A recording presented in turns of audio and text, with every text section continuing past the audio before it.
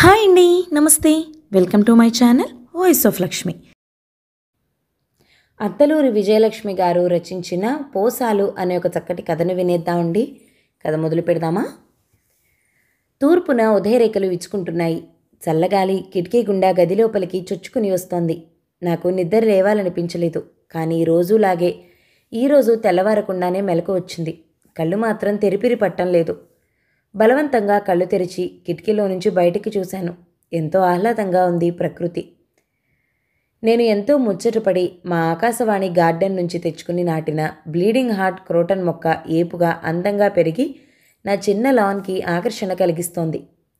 ఆ మొక్క మా ప్యూన్ పోసాలో నాటాడు. పోసాలు గుర్తుకు రాగానే టైం గుర్తొచ్చింది. నా మంచానికి సమీపంగా ఉన్న టేబుల్ మీద ఉన్న అలారం టైం పీస్ మీదకి నా దృష్టి పోయింది. అమ్మో, 5:15. మొదటి ప్రసారం 6 మొదలు పెట్టాలి. చివ్వున లేచాను.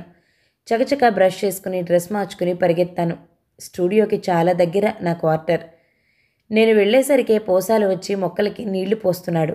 సూర్యుడి గతి తప్పొచ్చు, కానీ పోసాలు మాత్రం టైమింగ్స్ తప్పడు. టైం ప్రకారం తన పని చేసుకుంటాడు.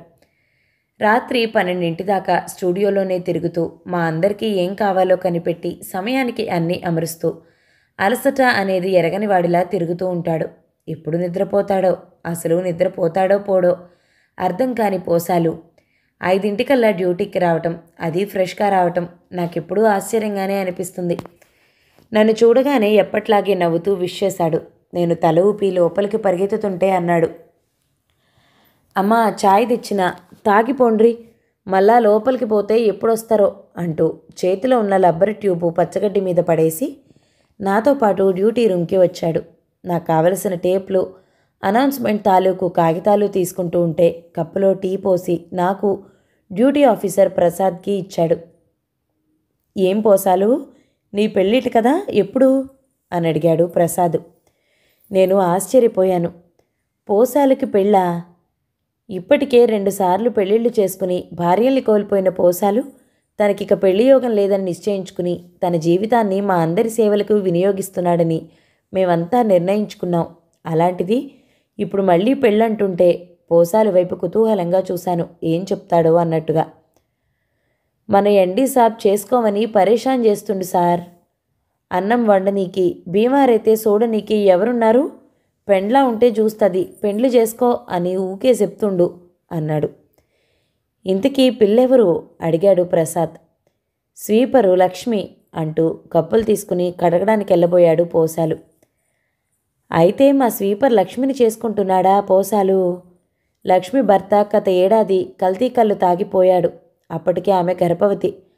అంతకుముందు ఏడాది కొడుకుంటే వాళ్ళ అక్కకి పిల్లలు లేరని పెంపకానికి ఇచ్చింది. తర్వాత ఆడపిల్ల పుట్టింది. పిల్లల తల్లిని పెళ్లి చేసుకోవడానికి పోసాలు ఒప్పుకున్నాడా? ఎండి గారు ఒప్పించారా? అప్పుడప్పుడు ఇలాంటి పనులు చేసి సంఘ సంస్కర్తను అనిపించుకోవటం ఎండి గారికి అలవాటే. ఆలోచిస్తూ ప్రసార సమయం అవటంతో సిగ్నేచర్ ట్యూన్, నాదస్వరం ఉన్న టేప్తో భక్త సంగీతం టేపులు తీసుకుని స్టూడియోకి వెళ్ళాను. అప్పటికే 5:58. సిగ్నేచర్ ట్యూన్ ఆన్ చేసి శుభోదయం పలికేసరికి ప్రసార సమయం అయింది. భక్తి సంగీతం మొదలవగానే నాకు కొంచెం ఊపిరి పీల్చుకున్నట్టుగా అయింది. తిరిగి పోసాల గురించి, లక్ష్మి గురించి ఆలోచనలు మొదలయ్యాయి. పోసాలకి రెండో పెళ్ళ అమ్మాయిని చేసుకునేంత విశాల హృదయం ఉందా? పెళ్ళయ్యాక ఆమె పిల్లల్ని తన పిల్లలుగా చూసుకుంటాడా? లేక లేక మధులాగా? ఎస్డి గారికి గొప్ప పనులు చేసి కీర్తి గడించాలన్న ఆకాంక్ష ఉంటే ఉండొచ్చుగాక, కానీ ఇలా ప్రశాంతంగా ఉన్న జీవితాల్లో అలజడి రేపే అధికారం ఎవరిచ్చారు? భక్తి సంగీతం అయిపోయింది. ఆ వేళటి కార్యక్రమాల వివరాలు చెప్పి సూక్తులు చెప్పేటప్పటికి వార్తల సమయం అయింది. వార్తలు మొదలయ్యాయి. మళ్ళీ లక్ష్మీ పోసాలు గురించిన ఆలోచనలు నన్ను ముప్పిరిగొన్నాయి. పోసాలు పెళ్లి వార్త, అందులోనూ ఒకసారి పెళ్ళయ్యి 2 పిల్లల తల్లి అయిన లక్ష్మితో అన్న సంగతి తెలిసాక నాలో ఒక అలజడి మొదలైంది. నేను కూడా లక్ష్మిలాగే ఒక భ్రమతో మధుని నా జీవితంలోకి ఆహ్వానించాను. కానీ ఏమైంది? విద్యావంతుడైన మదిలో లేని సంస్కారం, విశాల హృదయం అతి సాధారణ వ్యక్తి పోసాల్లో ఉంటాయా? వార్తలు అయిపోయాయి. పసిపిల్లల పెంపకం గురించి పీడియాట్రిషియన్ డాక్టర్ నిరుపమాదేవితో పరిచయ కార్యక్రమం మొదలైంది. అదొక 15 నిమిషాలు సాగిపోతుంది. ఈలోగా వేయాల్సిన పాటలకి సంబంధించిన రికార్డ్స్ రెడీగా పెట్టుకోవటం ప్రారంభించాను. నా మనసంతా లక్ష్మి, పోసాలు నిండిపోయి ఉన్నారు. వాళ్ళ పెళ్లి వార్త విన్న దగ్గర నుంచి మనసంతా ఎలాగో అయిపోతుంది. అర్థం కాని కలవరం. లక్ష్మి మోసపోతుందేమో. పోసాలు లక్ష్మి పిల్లల్ని తన పిల్లల్లా ఆదరిస్తానని చెప్పాడా? ఎస్డి గారు ఎందుకు వీళ్ళకి పెళ్లి చేస్తున్నారు?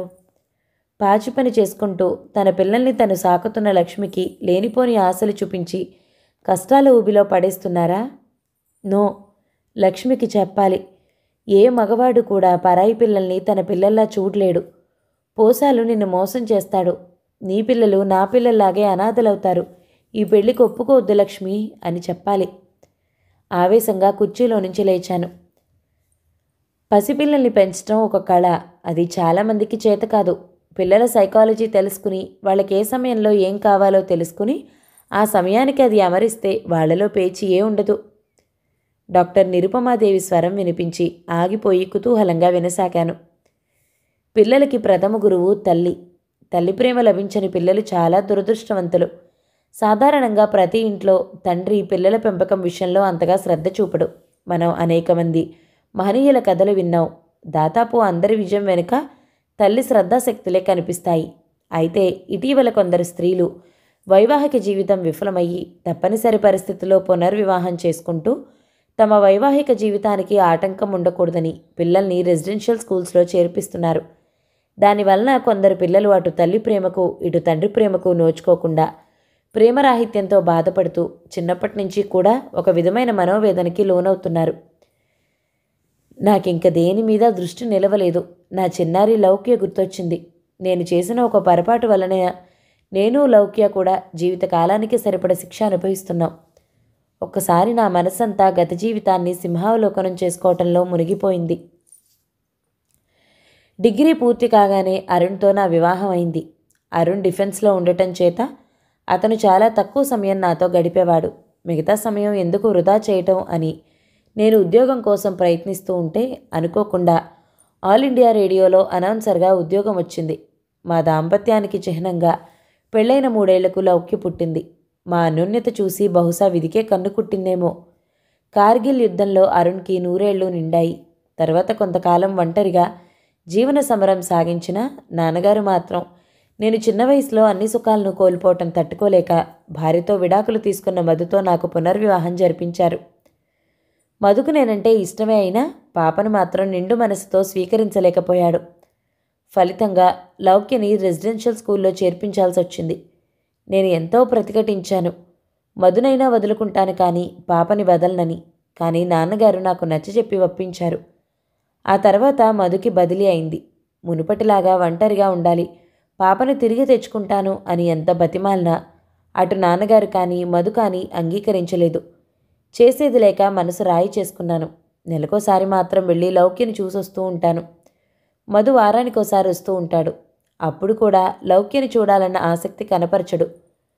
మధుకి నేనంటే ఇష్టమో కోరికో అర్థం కాదు. ఎంతో ఆదర్శవాదిలా వితంతు వివాహం చేసుకున్నానని అంటూ ఉంటాడు నాతో. మరి అతని ఆదర్శం పాప విషయంలో ఏ గంగలో కలిసిందో ఎంత ఆలోచించినా నాకు అర్థం కాదు. ఈ రోజు వరకు పిల్లలు లేని మధు నా పాపని ఆదరిస్తాడని ఆశించిన నా నెత్తిన మొదటి రాత్రి పిడుగుపడింది. లౌక్యని విడిగా పడుకోబెట్టి నేను మధు పక్కలోకి వెళ్తూ ఉంటే నా మనసంతా కలిచివేసినట్లయింది. చాలాసేపటిదాకా దాన్ని వదిలిపెట్టి గదిలోకి వెళ్ళలేకపోయాను. నా కోసం ఎదురు చూసి చూసి బయటికి వచ్చిన మధు నేను లౌక్య పక్కన పడుకోవటం చూసి, ఈ మాత్రానికి నన్నెందుకు చేసుకున్నావు అంటూ కోపాన్ని బలవంతంగా అణుచుకోవటం నాకు ఆశనిపాతమైంది. పాపని నిద్రపుచ్చి వస్తానండి అంటే నేను ఊహించని మాట అన్నాడు. నీ గతంతో సంబంధం లేకుండా నిన్ను కావాలనుకున్నాను, చేసుకున్నాను. అలాగని నీ కూతుర్ని నా కూతురు అని ఈ సమాజానికి ప్రచారం చేయాలన్న అభిలాష కానీ అంత గొప్ప మనసు కానీ నాకు లేదు. ఆర్థికంగా కానీ ఇతరత్రా కానీ నాకేం బాధ్యత లేదు. నీ పిల్లని నువ్వే చూసుకోవాలి. నువ్వు ఉద్యోగస్తురాలివి కాబట్టి ఆ పిల్ల చదువు, తిండి అంతా నీదే బాధ్యత. అప్పుడు నాకు అనిపించింది, ఈ మాత్రానికి నేను ఇతన్నెందుకు చేసుకున్నాను అని. తను నన్ను ఆదర్శ వివాహం చేసుకున్నాడా? మరి నేను? ఈ ప్రశ్నకి సమాధానం నాకు లభించలేదు. కోపం అణుచుకుంటూ శాంతంగా అడిగాను, ఈ విషయం ముందే ఎందుకు చెప్పలేదు? మీ నాన్నగారికి చెప్పాను. ఆయన పెళ్లి ప్రస్తావన తెచ్చిన రోజే చెప్పాను. నీకు చెప్పలేదా ఆయన అన్నాడు. లేదు, నాన్నగారు చెప్పలేదు అయోమయంగా అన్నాను. అయితే తప్ప ఆయనది, ఆయన్నే అడుగు అన్నాడు. నాన్నగారు నాకు మధు సంగతి చెప్తూ అన్నది ఒకటే మాట. నువ్వు అదృష్టవంతురాలివమ్మా, మధు నిన్నిష్టపడుతున్నాడు. నా మాట విని పెళ్లి కొప్పుకో. ఈ సమాజంలో ఒంటరిగా బతకడం కత్తి మీద సాము. అన్నదమ్ములు కూడా లేని దానివి. మా తదనంతరం నిన్నెవరు చూస్తారు అంటూ బ్రతిమాలి ఒప్పించారు.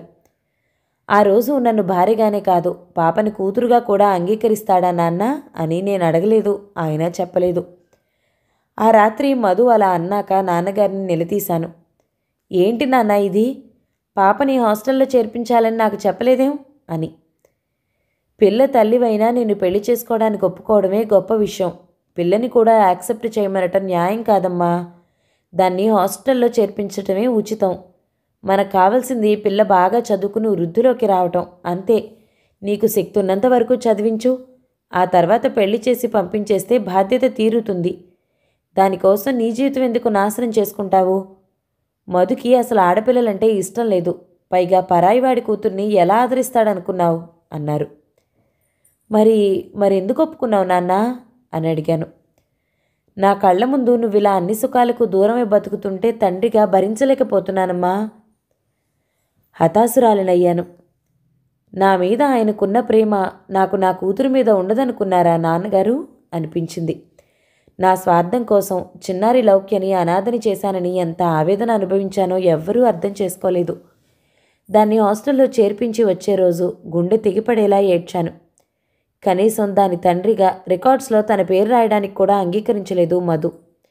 అతని ఆదర్శంలో ఆంతర్యం తర్వాత తెలిసింది. నాన్నగారి ఆస్తి కోసం, నా అందం కోసం మాత్రమే మధు నన్ను వివాహం చేసుకున్నాడు. అప్పటికే అనురాధ రెండో పెళ్లి చేసుకుందన్న వార్త అందరికీ తెలిసిపోవటంతో పరువు కాపాడుకోవడానికి అన్నీ భరించాను. మధు నన్ను ఎంత బాగా చూసుకున్నా ఆ ప్రేమలో స్వార్థమే కనిపిస్తూ ఉంటుంది నాకు. అయినా అనేకసార్లు ఈ విషయం ప్రస్తావించి లౌక్యని ఇంటికి తీసుకురావడానికి మధును కన్విన్స్ చేయడానికి ప్రయత్నించాను. కానీ అతను ససేమిరా అన్నాడు. ఈవేళ ఉదయం ఆహ్లాదమైన వాతావరణంలో నిద్రలేచిన నాకు పోసాలు పెళ్లి వార్తతో మనసంతా కలతతో నిండిపోయింది. భారమైన మనసుతో డ్యూటీ ముగించుకుని ఇంటికి బయలుదేరాను. గేట్లో ఎదురైంది లక్ష్మి. నమస్తే అమ్మా అంటూ. నీ పెళ్ళిటి కదా లక్ష్మి అడిగాను. లక్ష్మి తల ఉంచుకుని నవ్వింది. వద్దు లక్ష్మి, చేసుకోకు. అనవసరంగా రొంపిలో దిగకు. నోటిదాకా వచ్చిన మాట ఎస్డీ గారి కారు గేట్ లోపలికి రావటంతో నోట్లోనే ఆగిపోయింది. ఆయనకు విష్ చేసి ఆయన వెనకాలే లోపలికి నడిచాను. ఏమా అను, మొదటి ప్రసారం అయిందా, వెళ్తున్నావా అడిగారాయన. ఆయన మాటకి సమాధానం చెప్పకుండా, సార్, మీరు పోసాలికి లక్ష్మికి పెళ్లి చేస్తున్నారటగా, నిజమేనా అడిగాను. అవునమ్మా, పాపం ఇద్దరూ అనాథలే. ఒకళ్ళకొకళ్ళు తోడుగా ఉంటారుగా, అందుకే చేయాలనుకుంటున్నాను. ఏదో మన దగ్గర పనిచేస్తున్నందుకు ఈ సాయం చేస్తే గుర్తుంచుకుంటారుగా. అది కాదు సార్, లక్ష్మికి 2 పిల్లలున్నారు. పెద్ద పిల్లవాడిని పెంపకానికి ఇచ్చిందిటగా. రెండో పిల్ల ఆడపిల్లుంది. అందుకే ఆడపిల్లని పెంచడం మాటలు కాదుగా. పైగా ఒంటరి ఆడది, తోరుగా ఎవరో ఒక మగాడుంటాడుగా. కానీ నేను నా అనుమానం వ్యక్తపరచబోతూ ఉండగా ఆయన టేబుల్ మీద టెలిఫోన్ మోగింది. ఆ టెలిఫోన్ టాక్ ఇప్పట్లో ముగియదు. నేను బయటకు వచ్చేశాను. నా మనసులో భయం, అనుమానం, సందేహం అలా ఉండగానే పోసాలు లక్ష్మీల వివాహం మా ఎస్డీ గారి ఆధ్వర్యంలో మా ఆకాశవాణి ఆడిటోరియంలో స్టాఫ్ సమక్షంలో నిరాడంబరంగా జరిగిపోయింది. ఎస్డీ గారు వధూవరులకు క్వార్టర్ ఒకటి అలాట్ చేశారు. పోసాల తరపున మేమంతా ఉన్నాం. లక్ష్మి తరపున ఆమె అక్కగారు, బావగారు, వాళ్ళు పెంచుకుంటున్న లక్ష్మి కొడుకు వచ్చారు. అక్క ఒడిలో లక్ష్మి కూతురు పడుకొని ఉంది. అంటే కూతుర్ని కూడా అక్కకిచ్చి పెళ్లి చేసుకుని కులుకుదాం అనుకుంటుందా లక్ష్మి? పీకల దాకా ఆమె మీద కోపం వచ్చింది నాకు. ఎంత స్వార్థం అనిపించింది. ఒక స్వీటు, బిర్యానీ, పెరుగు పచ్చడి, అన్నం, సాంబార్తో సింపుల్గా అందరికీ సొంత ఖర్చుతో భోజనాలు పెట్టించారు ఎస్టీ గారు. ఆయన విశాల భావాలకు, సంస్కారానికి జోహార్లర్పించకుండా ఉండలేకపోయాను. కానీ నా మనసులో మాత్రం లక్ష్మి పట్ల కోపం నిండిపోయింది. ఎంతైనా తక్కువ కులం వాళ్ళకి తక్కువ బుద్ధులే ఉంటాయి. అనవసరంగా వీళ్ల గురించి వారం రోజులుగా మదన పడ్డాను అనిపించింది. భోజనాలయ్యాక బయలుదేరి వస్తూ వాళ్ళిద్దరి వైపు చూశాను. మెడలో పూల దండలు, కొత్త బట్టలు, రెండో పెళ్లి వాళ్లైన యువదంపతుల్లా నిలబడి అందరి వైపు ఆనందంగా చూస్తున్నారు. నేను చివ్వున తల తిప్పుకుని గేట్ వైపు నడిచాను. ఇంతలో లక్ష్మి అక్కగారి ఒళ్ళో ఉన్న పాపాయి నిద్రలేచి కెవ్వుమంది. ఆమె పాపను ఊరుకోబెట్టడానికి ప్రయత్నిస్తుంది, కానీ పాప ఊరుకోలేదు. అంతకంతకీ పాప ఏడుపు తారాస్థాయికి చేరుకుంది. నేను ఆగిపోయి లక్ష్మి వైపు చూశాను. కదలకుండా రాయిలా నిశ్చలంగా నిలబడి పాప వైపు చూస్తుంది. పోసాలు ఎవరితోనో మాట్లాడుతున్నాడు. ఆమెలోని కాఠిన్యానికి చేష్టలుడిగి నిలబడ్డాను బొమ్మలా. పాప ఏడుస్తుంది. ఎవరెంతగా ఓదార్చినా ఆగటం లేదు. లక్ష్మి నిలబడ్డ చోటు నుండి అడుగు ముందుకు వేసి తిరిగి వెనక్కి తీసుకుని పోసాల వైపు బిక్కముఖంతో చూసింది. పోసాల దృష్టి పాప మీద పడింది. తిరిగి లక్ష్మి వైపు చూశాడు. బొమ్మలా నిలబడిన ఆమె వైపు వింతగా చూసి, ఏంది గట్ల నిలబడ్డావు? బిడ్డ ఏడుస్తుంది, వినపడతలేదా? పోయి బిడ్డకు పాలి. అసలు సిసలైన భర్తలా గదమాయించాడు. మగాడు, ఎలాంటి వాడైనా మగాడు, ఎలా ఉన్నా మగాడు. ఇటు తాళి కట్టగానే అప్పటిదాకా ఏమాత్రం పరిచయం లేని ఆడదాని మీద ఎంతటి అధికారాన్ని పొందాడు. అయితే ఏం, ఆ స్వరంలో ఎంత ఆర్ద్రత, ఎంత సంస్కారం, ఎంత మార్ధవం. ఇతనేనా చదువు సంస్కారం లేని పోసాలు? ఇతనికి కంప్యూటర్ ఇంజనీర్ మధుకి పోలికెక్కడా? పోసాలు పట్ల అంతులేని గౌరవంతో చెమర్చిన నా కళ్లకు లేడిపిల్లల పాపాయి దగ్గరకు పరిగెడుతున్న లక్ష్మి మసకమసకగా కనిపించింది. కథ సమాప్తం. ఈ కథ కనుక మీకు నచ్చినట్లయితే లైక్ చేయండి, షేర్ చేయండి, మంచి కామెంట్ చేయండి. మన ఛానల్ని తప్పకుండా సబ్స్క్రైబ్ చేయండి. Thank you so much for watching. నమస్తే.